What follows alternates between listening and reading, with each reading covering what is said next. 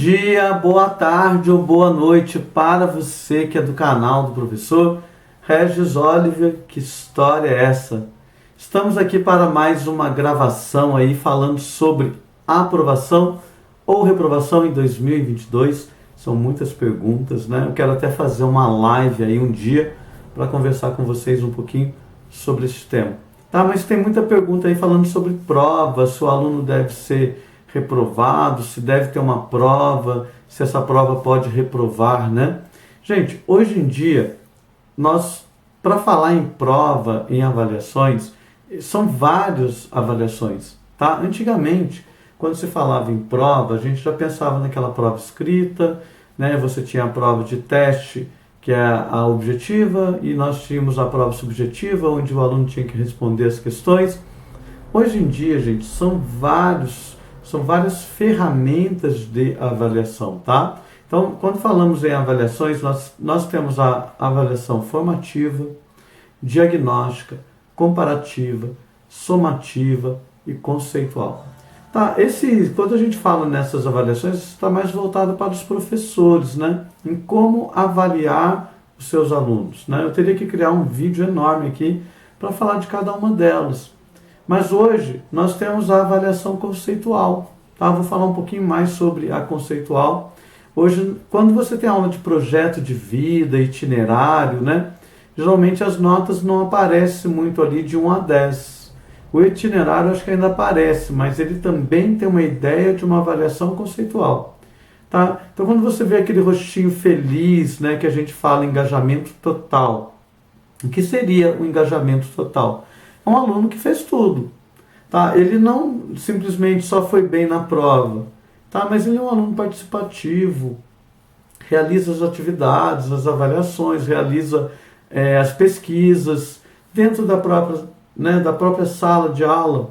O professor consegue visualizar um crescimento muito grande desse jovem. Então, ele vai avaliar ali o engajamento total. O engajamento satisfatório é aquele meio termo.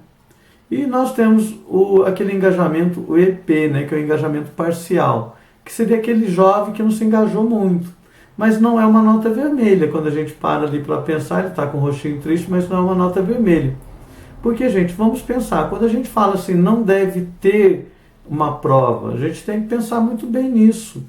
Porque, gente, nós somos avaliados o tempo todo, né? Nós valoramos tudo, nós damos valor às coisas, não damos? E como nós damos valor às coisas, nós passamos a avaliar essas coisas. Então, nós estamos avaliando as coisas constantemente, né? Observe a tua vida, você avalia quem é o melhor professor, quem não é, quem é o melhor amigo, quem não é, quem é o melhor ali do pai ou da mãe, quem não é. Você faz isso a partir do quê? De critérios. Então você tem critérios e a mesma coisa acontece na escola. Então, para se buscar uma formação, eu preciso, muitas vezes, das avaliações. É a forma que a gente tem. Talvez o que esteja acontecendo é o tipo de avaliação. Tem professor que só avalia de uma forma. Ele avalia na prova, ele te deu uma prova. Você foi bem, foi bem. Não foi bem, pronto, né? Ah, você tirou 4, vão reprovar este aluno. Mas espera aí, de repente eu vou reprovar este aluno na minha matéria, mas eu esqueci de visualizar, é isso que é o importante. Ele pode ser 4 comigo, mas 10 em matemática, ele tem uma habilidade da matemática. Então, a gente precisa fazer uma avaliação, né, olhando o todo, não ficar focado somente na minha disciplina, né? Eu gosto muito de avaliar por área. Então tem um aluno que ele não está indo bem comigo, mas ele está indo bem em história, está indo bem em geografia, está indo bem em sociologia, mas filosofia ele não está indo muito bem.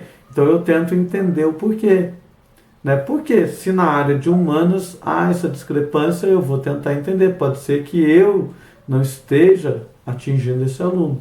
Então, quando a gente fala, né, em ter prova ou não ter prova, a escola, de alguma forma, ela vai encontrar uma maneira de avaliar. Hoje nós temos vários tipos de avaliações, principalmente na rede estadual, né? Cada professor acaba avaliando de um jeito, né? Eu gosto muito dessa avaliação quando a gente fala olhar como um todo.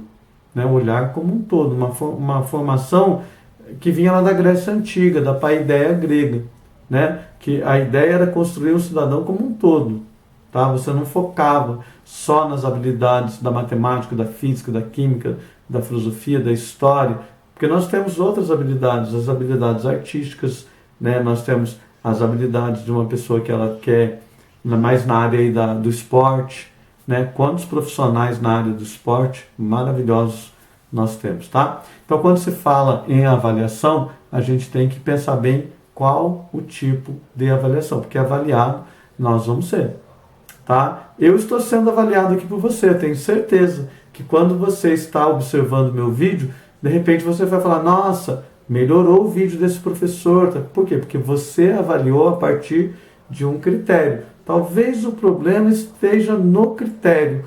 Qual é o critério que está sendo usado para avaliar? Eu também não concordo muitas vezes com essa avaliação de que você fez uma prova, tirou 10, ou tirou 4, ou tirou 3.